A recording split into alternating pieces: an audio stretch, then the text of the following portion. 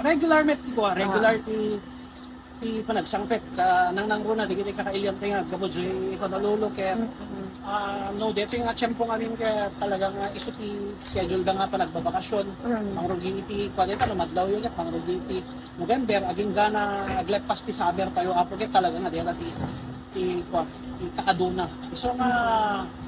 puno iti connecting tayo pa Yes. most of the time. Also.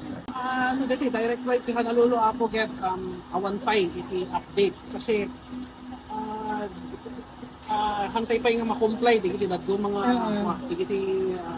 regulatory requirements kasi kung makita pa nakailawa dito strict tayo although dito capability tayo ti firefighting katangket one of the requirements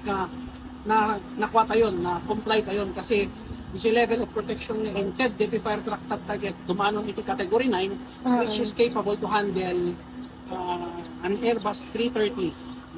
na iso ti maramat na direct ti Honolulu lawag or internationally with wide body